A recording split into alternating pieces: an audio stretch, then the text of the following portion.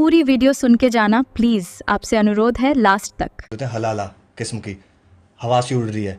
अब मैं ये जानना चाहूंगा सच में ऐसा है या फिर सोशल मीडिया पे हवा उड़ा रखी है? आप इसको वीडियो पे भी रेफरेंस लगा देना तो अच्छा रहेगा। कुरान की सूरह बकरा की 230 नंबर की आयत है जो हलाला की पूरी प्रक्रिया को बता रही है कि एक औरत जब तलाक हो जाती है तो अगर वो दूसरे आदमी के पास वापस आना चाहती है, क्या प्रक्रिया उसको करनी पड़ेगी।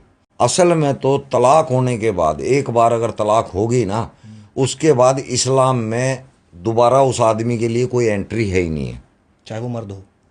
औरत की बात कर रहा हूँ मैं। अच्छा। हाँ, अगर मर्द ने औरत को तलाक दे दी तो अब कोई भी तरीका ऐसा नहीं है कि वो उसके पास आ जाए। लेकिन अल्लाह मियाँ ने एक तरीका दे दिया सूरह बकरा की 230 के अंदर कि अगर आदमी ने औरत को तलाक दे दी तो अब वो तो हराम हो चुका आदमी उसके लिए, अब उसको दूसरी शादी करनी पड़ेगी, दूसरा निकाह करना पड़ेगा।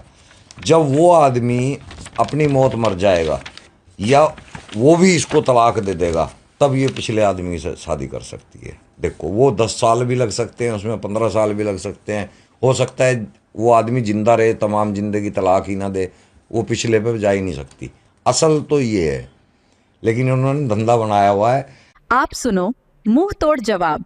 भाई साहब का सवाल था कि जरूरी क्यों है कि अगर एक औरत अपने शोहर के साथ तलाक हो जाता है तो उसे दूसरे से, थर्ड पार्टी से शादी करना जरूरी क्यों है पहले शोहर से वापस करने के लिए। ये लोगों को गलतफहमी है कि अगर मियाँ बीवी का तलाक होता है और अगर वो फिर से शादी करना चाहते हैं, ये गलतफहमी है लोगों की कि उसको तीसरे से शादी करना फर्ज है। कुरान में साफ तौर पे लिखा हुआ है सूरह बकरा में सूरह नंबर 2 आयत नंबर 228 से लेकर 242 तक तलाक का पूरा डिटेल दिया गया, किस तरीके से तलाक दिया जाता है।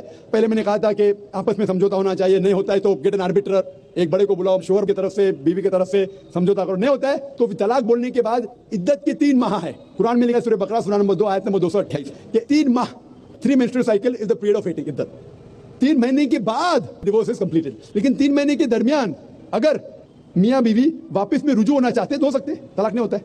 लेकिन अगर 3 महीने तक रुजू नहीं होते और अलग हो जाते और 1 साल बाद उन्हें ख्याल आता है अरे हमने गलत किया, हम फिर से शादी करना चाहते, तो कुरान की आयत है सूरह बकरा सूरह नंबर 2 आयत number 232, do not prevent the women from marrying the former husband. आप औरतों को अपने पुराने शोहर से शादी करने से मत रोकिए। तो वो औरत फिर से अपने पहले शोहर से शादी कर सकती है, लेकिन नया निकाह नया महर। लोग समझते हलाला की जरूरत है, हलाला जैसी कोई चीज कुरान में है नहीं। फिर से शादी करने के बाद फिर से इन लोग जिंदगी बसर करते, 3-4 साल बाद फिर से कुछ नाइतफाकी होती है, फिर से तलाक। वही तरीके से समझौता करो, बड़े को लेके आओ, तलाक बोलो, 3 माह रुको, फिर जाओ, फिर से 2 साल बाद याद आता है नहीं वापिस रहेंगे, फिर से शादी कर सकते, फिर निकाह, फिर महर, फिर से